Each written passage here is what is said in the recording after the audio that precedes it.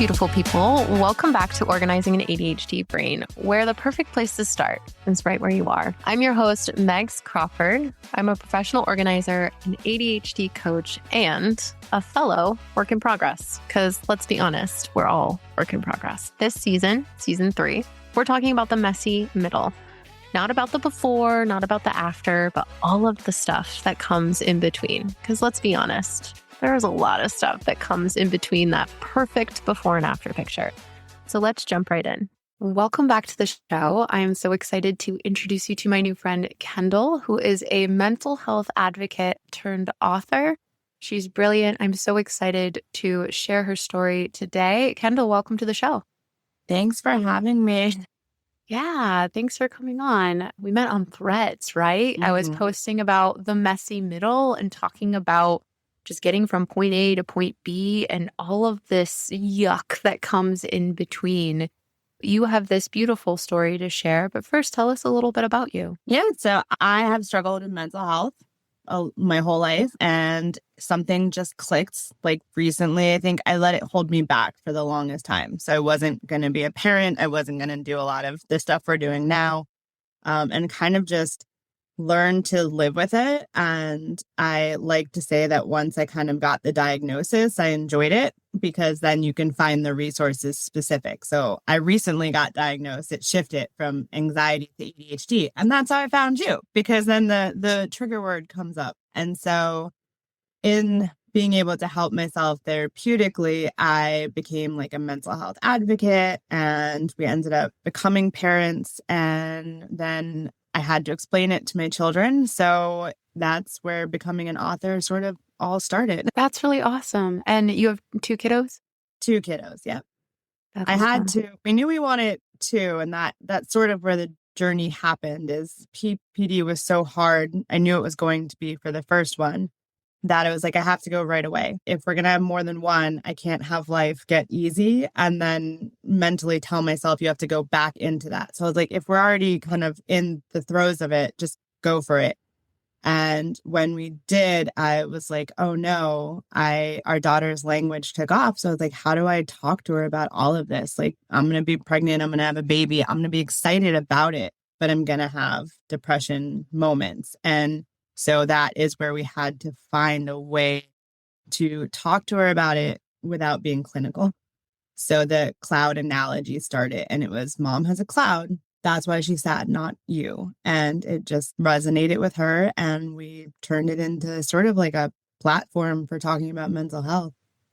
That's beautiful. I know that so many of us, including myself, can benefit from having new ways to speak to our children to help them understand the world better without using big adult language, because that's what we're used to. Most of us didn't have the words to say when we were kids or even understand what was going on to be able to express ourselves. So can you tell us a little bit about, well, you have this incredible book. It's a children's book about the cloud. So tell us a little bit about that. Yeah, as you said that, it kind of hit me. I never really thought about it's not only that it's easy for my child to understand, but I think so many of us have this guilt around what our like labels are that would help us to explain to the world what we're going through. So nobody really comes out and says, hey, I have depression, because we're taught to like keep that taboo and not talk about mental health. And so in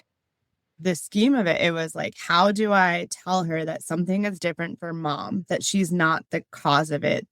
And so we love the beach. And by we love the beach, I mean, my family loves the beach and I go. Mom doesn't like getting in the water, and mom likes sitting with her book and saying, go play with dad. And she knew that. She will say like, mom doesn't go in the water. So I said, okay, that's it. So when I started talking to her about why mom felt different, it was, you know how we go to the beach and you love it and mom just plays differently. That was what resonated with her. So I said, it's like mom has a cloud at the beach and it's only over me, and you are in the sun and you're playing and you love it. And mom just wants to sit and read her book, and she doesn't want to get in the water, and she doesn't want to do this. And that's okay, because I'm still here with you. And it doesn't mean I want to stay home. It doesn't mean that I don't love going and seeing you play. I just need to do something different for me there. And so we sort of started with this bedtime story around that. each day something was a little different for me, I would talk about, even though I was over here and playing differently, here's what I loved about you being in the sunshine. And so we just kept doing this bedtime story when days were hard, and we called them our cloudy days. And if something was going on, we had a cloud pillow. I'd go get it and I'd show her like, hey, a cloud's here. Mom just needs a couple of minutes. And she would know like, okay, it's not my fault. Mom's not snapping at me or doing anything intentionally. There's something going on. And so we made it into this story where we use like shading to show it too, that mom's dimmer than the family and how it changes in different scenes because they give mom space and the sun peeks through. And it is just this tangible way of saying, like, we're okay with whatever the cloud is. We have learned to live with it. We've learned that it doesn't mean I need to fix myself or I need to be different. It's just about recognizing how to love me when a cloud is there. Wow. What's really neat about that last sentence, too, is like learning how to love yourself when the cloud is there, because so often I know I have felt like people only are going to love me if I'm on, right? If I'm smiling and I'm presenting my best self, I'm making jokes, or I'm sharing the things that I know. And oftentimes I do shrink away or hide when I don't feel that way and I don't feel like I can put my best self forward. One of the greatest gifts I've gotten being a part of this podcast is being in groups of women who have accepted me at my worst and at my best. So I think that's incredible that you're teaching your child how to recognize that in others, because we are lights. We have lights inside of us and it's shining whether there's a cloud over us or not. We still get to be ourselves and love all of ourselves. Can you share a little bit more about your diagnosis journey? Because I know a lot of women tend to get diagnosed with anxiety or depression, and then it leads into ADHD. So what did that look like? And how do you feel like it's helping you understanding the ADHD aspect of it? Oh my God, I asked you 8 questions. So my ADHD is like hyper focused. So I was like, I got them all. I'm ready. Growing up, a lot of it was, we didn't talk about mental health. We didn't talk about depression and stuff. So if I was sad, it was cheer up. What do you have to be sad about? So you didn't know that something was really going on like deep, and you would just go, what's wrong with me? And so in college, I got diagnosed with like generalized anxiety. And the problem with that though was the solution is medication. And I get like every side effects because at the time we didn't know I had an autoimmune illness. And so now we know, and that makes all of the side effects kind of flare up. So I never went on meds. And a lot of it was just like, okay, I have anxiety and the solution is like, calm down, de-stress. Yeah. Like, how do you do that if you don't have proper help? And techniques and stuff, they would hit and not hit. And so the depression kind of grew bigger than the anxiety. It was, okay, if I have anxiety and I'm not helping myself and these things aren't working and I should feel shame about being anxious over minute stuff, then the depression grows more.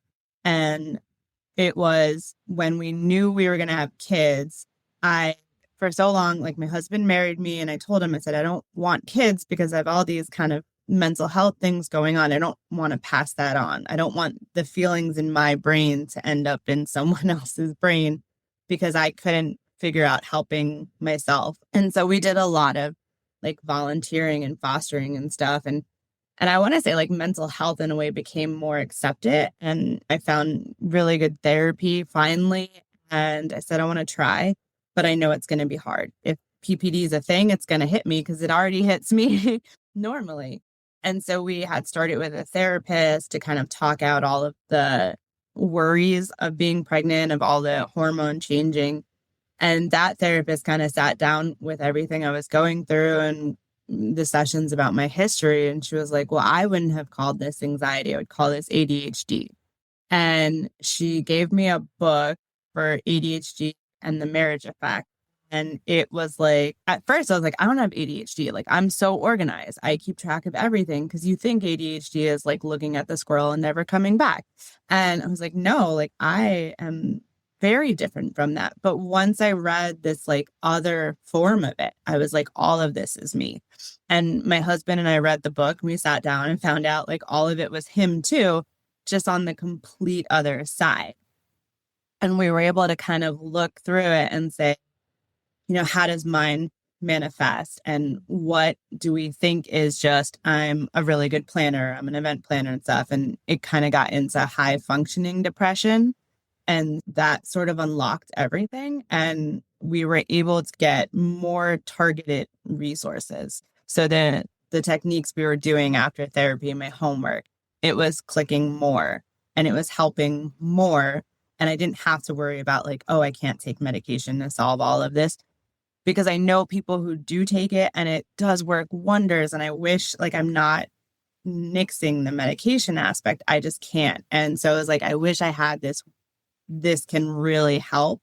So it was really for me getting a more concrete, this finally sounds like me diagnosis, because then I was able to follow the next steps and it just felt like they were my next steps instead of grasping at straws. That's really neat. And something as far as the autoimmune goes, the more I learn about, especially my clients, it's very common amongst women with ADHD to also have an autoimmune disease.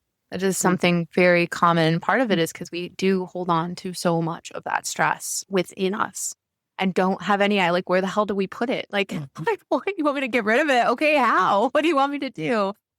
Is there something I've noticed on social media lately is just perpetuating what ADHD looks like, what it is. You're ADHD if you do this. You're not ADHD if you do this, right? Normal versus not normal. That's hard for me to grasp onto right now because there's so many ways for us to start to work with our brain that allows life to be easier. Just because you are one way doesn't mean that you have to stay that one way, because there's so many different ways to start to understand yourself differently. So you were talking about homework and different things that you tried. Can you give us examples of some of the things that have really helped you in your life learn how to work with yourself more? My analogy to explain it was like the idea of ADHD with the squirrel. So in our life, it is if my husband and I are sitting down for dinner and it's a romantic dinner and a squirrel runs by, like my husband's ADHD is like the distraction. So he will follow the squirrel and then have so much fun chasing it with me. He'll like forget we ever had dinner. And that's fine because now he's living in the new fun activity moment and there's no worries. Mine is I'll chase the squirrel, but I'm also really aware that we left the table and I'm like, should we go clean up? Should we do that? Like, are we going to reschedule? This is fun. I'm enjoying it, but I can't separate the two. And it's a learning curve to do that, to like live in the moment and say, okay, I know that that's still there. And that is where for so long, you just think like you're really good at planning and like, oh yeah, I'm great at multitasking. Someone unlocks that I'm not great at multitasking. It's just really intense ADHD. And I'm like, well, I still like being good at multitasking. I think I can do it pretty well. And so our task is for us to understand in that moment to pause and be at dinner and see a squirrel run by and say, okay, I know you're going to run and chase it and not come back to dinner. I'm going to hyper focus on dinner. So my husband and I have to pause and almost do like a perception check. And that's what we've done. And so I'd be like, if we chase the squirrel, can we just acknowledge that we're never coming back to dinner? And then I can go have fun in that moment because I know you know that I'm going to focus on it. Or can we go chase the squirrel for 10 minutes and then come back? And so we've had to do that every activity. And that is, people see us. And then when I say like we've had conflicts and stuff, they're like, you too? And I was like, yeah, everything goes on behind the scenes. But like we have to pause a lot and address situations, even when kids got involved. So it's like we're going to the beach. And one of our homework tasks was next time you go to the beach, because we go every weekend to this little one, it says, have your husband write the packing list. You write your packing list and trade them and see what is going on in each other's mind. So he only has like a few items, swimsuit towels. I'm like, swimsuit towels, sunscreen, snacks, like all that stuff. And the more we have done that, then his list grows because he starts to see what I'm going to fixate on. And in some let go of the stress, mine has shrunk because I'm like, okay, I know that it will be okay if we do what he does and only take one or two items. We always survive if he only packs one or two items. And so we've been able to like balance our like competing ADHDs. And sometimes we do just joke, like a situation will happen and I'll go, oh, mine's winning this time. Like we are going to do this my way. And so we have to recognize that our mindsets are very different for things and not hold that resentment, like, especially as like a wife and a mom, because you always see like, oh, moms do this and dads do this. And I'm like, okay, but look at it differently. I have to acknowledge that he's not failing by only putting two things on the list. That's just how his mind functions. And I can't be upset with him for that the same way I hope he's really nice to me when I have us pack 50 items. And so it's sort of that balance of recognizing it's okay and it just looks different for us. I love so much about what you said. And I think so many of us need to hear it because it's also so easy to complain about the other person, but to continue to live your life the same way without doing anything about it. And say, I'm doing all the packing and it's very frustrating because I have so much on my mind and expecting them to take over in the same exact way. But because we all work so differently, we do have to accept that there are different ways that our brains work, and that's okay. How do we start to learn how to work together? I used to see the memes. My husband does the shopping. Some weeks I do it. We've been alternating now that he's back at work. But there would be times that he'd put away the groceries and then I couldn't find something in the fridge. And I felt like this overwhelming shame come over me because I see all these memes, right? Or like, oh, I put something away and my husband can't find it, right? It's right here. It's right where you put it. And I'm like, no, my brain doesn't work. It works like that if I put it away, right? If I know where it is, but I'm just like those husband memes. If my husband is doing the putting away, now I can't see it. Something I have noticed, with my friends, with myself, is the control that we tend to have in certain situations. And it gives us this feeling of at least we know what's going to happen, but then we also complain about it. And so I love that you and your husband are demonstrating what it looks like to work together to start to understand each other in a new way. Like that is growth. And that's how you make a marriage last. That is a partnership versus being against one another. Thank you for sharing that. I really appreciate it. You talked about memes, and there's this one, and you've probably seen it, where like the wife's carrying like 50 things and the husband's just like behind, and everyone's like, oh yeah, the husband. I'm like, but my husband will send that to me and he goes, someone's going to record me somewhere, because I like holding all this stuff. There's just, I need to hold stuff. I even have like my fidget spinner. And so he tells me all the time, he's like, I look like a and I know, but I want to hold it. I want to hold all the things. And I'll have like both kids and stuff. And then he's just behind. And I feel so bad. I'm like, I guess I do have to give stuff up so you don't end up on the internet. But no one gets it. It's not that he's not helpful. I'm just like sensory. I need something to hold. And it doesn't always work because like I'm doing the book launch and I'm doing the party planning, but I am the surprise person. I'm the plan person. I'm the invite. I'm the extrovert. My husband's the introvert. And in all of it, I have had moments where I've like broken down because we do our own like little therapy session check-ins. And I'll tell him like, some days I just wish you were like me. Like I wish I had a me, because all of the stuff I'm doing to take care of everything is just like autopilot for me. So I'm not going to not do it. And I've tried, like some days I've gotten passive aggressive with him and I was like, I'm going to be like you and I'm just not going to do anything. Because in my head, that's how it is. And then like, it'll last like maybe 10 minutes and I'll be like, forget it. I'm going to get back to you another way because it's so autopilot for my brain. And I'll tell him like, I've prepared him. So we have like cute little books that's like, here's things to do. And that was part of the cloud too, is when a cloud rolls in, I can't help myself. And I'm so used to helping myself. And so I've worked with him on sunny days to sit and say, okay, when a cloud rolls in and you don't think the way I do, here's what I would do for myself. But if you ask me in that moment, I'm not going to be able to say that.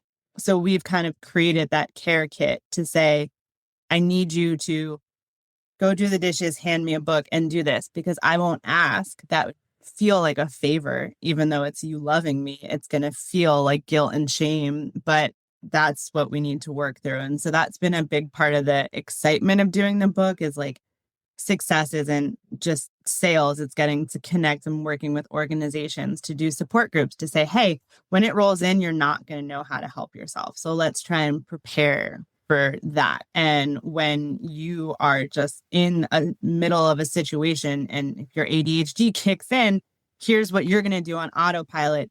But let's talk about self-care when you're on autopilot and just kind of work through all of it. And sometimes it fails horribly and sometimes it goes really, really well. Oh, I'm so excited about this because I literally told my husband the other day, I was like, I'm having a really hard time right now. I need you to tell me some of the things that I tell you when you're having a hard time.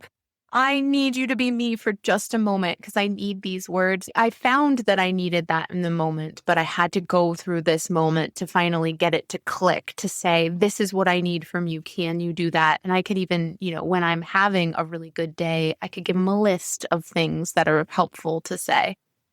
But how does one go about finding what they need in those moments?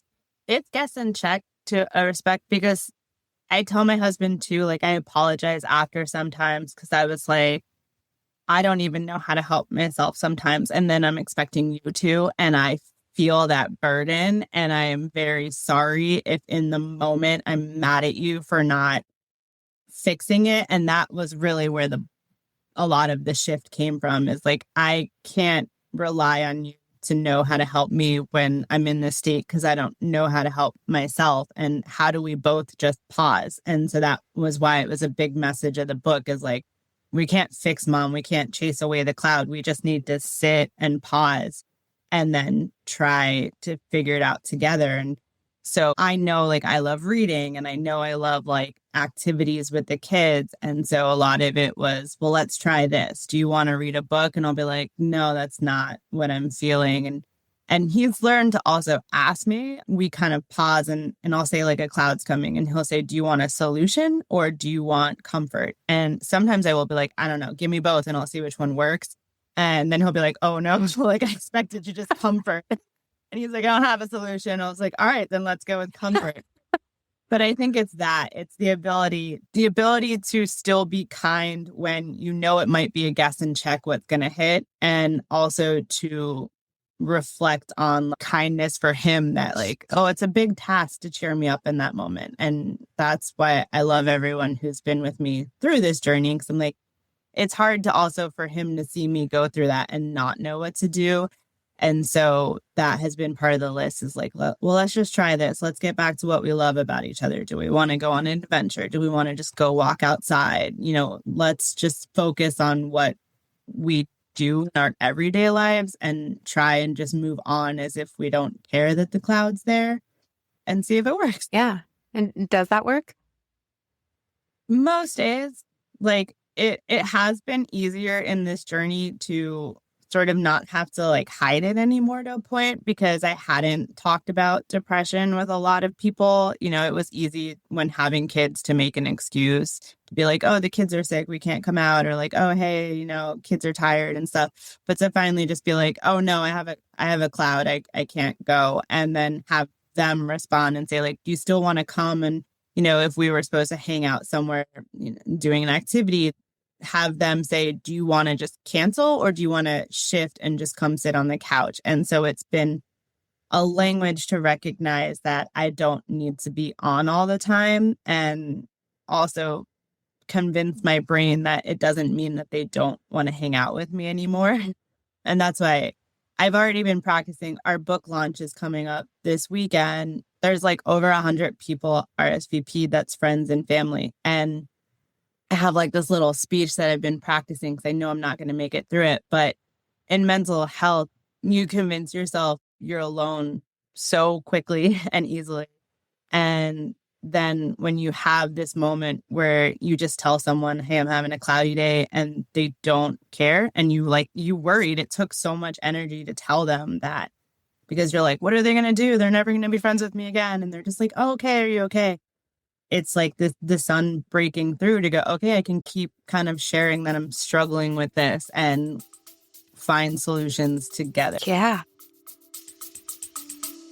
Let's take a quick break. If you're enjoying this episode, I have a quick favor to ask. Could you take just a minute to leave a review?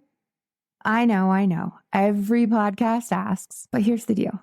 Your review helps other ADHD brains like ours find this show. Plus, reading them seriously makes my day. So if something in this episode has helped you, made you laugh, or even made you feel seen, let me know by leaving a quick review. Thanks for being here. I appreciate you more than you know. Now, back to the episode. It's such a gift to be able to do that. I actually had a moment yesterday where I have this group chat. I'm in a group called Dream Lifters. And so we share what we're working on, the things that we want to accomplish. And my friend who leads it says, if you are having a hard day, send us a bat signal. So you pick an emoji and then you send it out. And then people will send you love and like remind you who you are and things like that. And I hadn't ever taken advantage of it. And yesterday I was having just a really off. I knew I was tired. I knew that my brain was not going to support me in those moments. And I'm just like, I think this is it. This is the time I need it. And when I sent that, I had 8 text messages of people reaching out, just saying, yeah, you're loved, you're supported. Like you're not alone in this world. And it felt real in that moment. Like I felt better, which was amazing. And I didn't feel like I needed to go and be on or anything. I just felt like I was still loved regardless of what I was going through. And that it was a reminder that this is temporary, that these moments are temporary, because sometimes in these moments, I don't know if you can relate to this, it feels like this is it, right? This is my life now. And this is what I have to work through. And like, it's not about fixing it. It's about feeling it, like allowing yourself to go through it. I actually just recorded a podcast right before we talked about not fixing it, but feeling it, but like addressing it, responding to it in a way that supports you instead of shoving it down to allow it to fester or do something in our body and we don't know what it's doing. This conversation is fascinating. You had brought up, and I wanted to share, I originally tried to go traditionally published, and my family had helped me write the book. My daughter, like I would give her 2 or 3 lines and I would say like, pick one. And we really went through it together. And one of the big kind of things that they wanted to change was Dad and the kids say a lot of support lines in the book. And they were like, well, if this is mom needs to say it. And I fought it so much. And I was like, no, because if I am under a cloud, even if I say it all the time to help other people, my mind won't be that kind to myself in that moment. I know I tell people clouds don't last forever. You're okay. I can't tell myself that. You're right. In that moment, I'm like, this cloud is my new life. I live under it. I will be here forever. And so it was really important for me to say, my family has learned to take my lines and say them back to me until I hear myself. And that is how depression works. And they didn't have depression, so they don't get that. They think like, oh, you should just tell yourself to cheer up. And I'm like, I'm not going to tell myself that ever. I'm going to tell myself you're the worst and you need to sit under this cloud for the rest of your life. It's the people who have heard what I can say on a cloudy day that need to echo it. And so when we went like self-published, it's been fun to read it to people and have them react to the lines and share with them like, well, yeah, that one my family wrote. There's one line about a snowman and everyone is giving me grief because they're like, isn't it a sandman? And I was like, you tell a 2-year-old it's sandman when she decided it was snowman. Like that one stays and stuff. But it is a lot of the little powerful quotes, which I had to make sure weren't like copyright and stuff because my family had said them over and over and over. So the first book was super easy to write because I was like, it was already our life. And like now the second book, I'm on writer's block because I have to actually like come up with my own thing. So that's really neat. I just love the powerful words that you've shared about these are the things I would tell other people, but I can't tell myself in those moments. And that resonated so much for me. There are ways that I know in some cases I can turn things around if I'm noticing in the moment. And I know sometimes what helps me, what would I tell my kids about like how I'm doing this right now? Like how would I expect them to do it or like show them or mirror?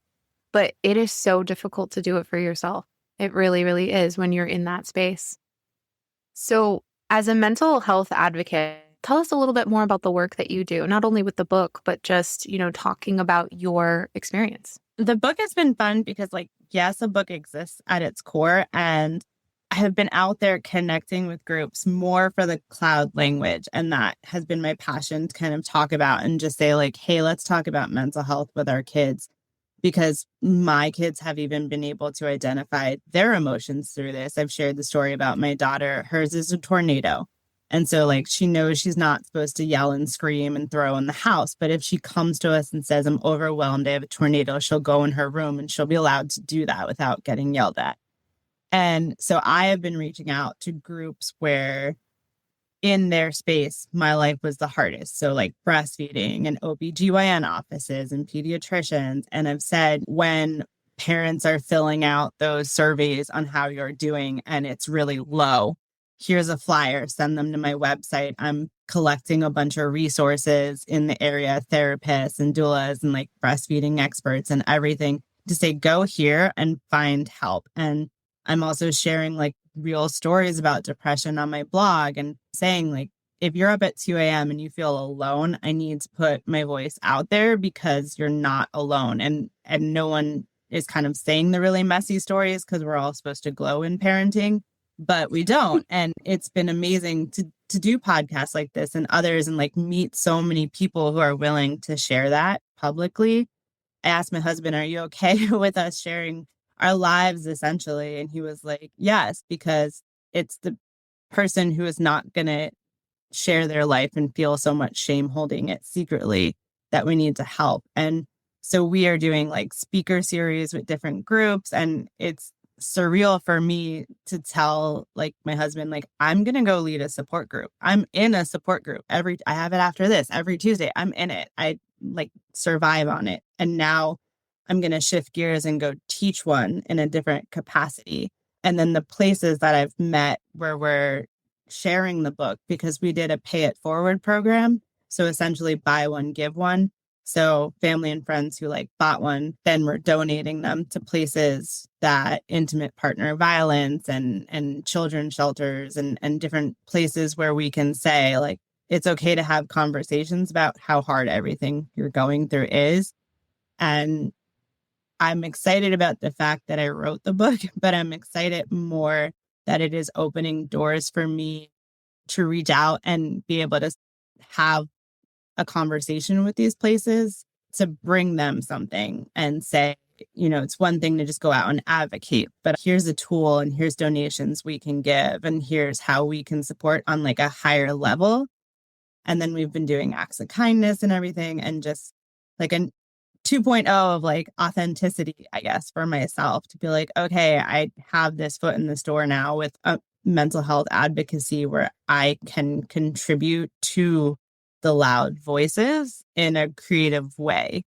And so that's what has been my journey and excitement with all of this. My husband was like, how do you want to measure success? We're doing a thermometer for the books, but we have 1,000 books and it's like, we're going to put them out there. We never worried about them being in our house because we've been donating and stuff. And so it's been meaningful. It's really inspiring. And you've made such an impact on me already with the words that you're sharing. And I know that just the impact you make on me is going to spread so much further. That's what's so cool about you showing up authentically, because you're sharing a story that so many people, as your husband was saying, can't put words to.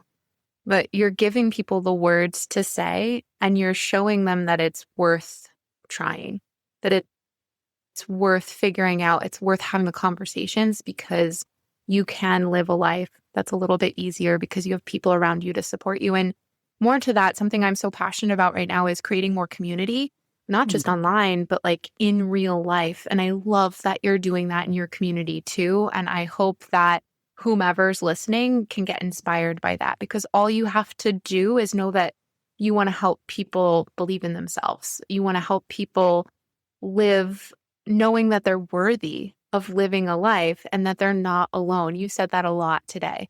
Nobody is alone. There are so many people that are struggling with the exact same thing that you are. And not being alone just allows it to be that much easier to talk about those difficult, uncomfortable, really yucky feelings. Thank you. Like the imposter syndrome wears off eventually, right? Yeah, that was my thing yesterday. I was like, what do I do? You're not alone. And then, we're showing up together and doing this work. I just thank you so much. I can't wait to read the book. I'm going to put a link in the show notes below. Are there any other ways for our listeners to get in touch with you? I made my life easy. It is all the same. Cloudy Day Chronicles. That's my Instagram. That's my Substack. That's the blog. And we have the website, which is cloudydaychronicles.org. We prefer people to buy off the website because that's where we can donate copies. We are on Amazon, but that's only because that's what libraries need. And that is my goal, to be in a library. And so I'm trying to push people to the website because we do the Pay It Forward program. We do proceeds, donate it. And my daughter, we sign the books. So when we can ship from home, I did a whole post yesterday, which was like, she negotiated her contract to get paid in cookies. I love that so much. And every 10 books is a cookie. So I told people, like, some are really well signed and some are like the last book before the cookie. It's random. And I was like, and if you want a different signature, if someone got a picture and you didn't get a picture, you ask her. It's been a fun experience to make it a family event. That's so cool. Well, I can't wait to order mine. And thank you so much for being here today. Really appreciate this conversation. Awesome. Thanks so much for listening to Organizing an ADHD Brain. Just remember, I am not a doctor or a mental health professional. Everything I share here comes from my own lived experiences or my professional experience coaching other ADHD humans. If you need medical or mental health advice, please reach out to a licensed medical professional. What you hear on this podcast is for support and education, and how you use the information is completely up to you. For more resources, free downloads, and different ways to work with me, whether through coaching or the community, please go to organizinganadhdbrain.com. And don't forget, the perfect place to start is right where you are.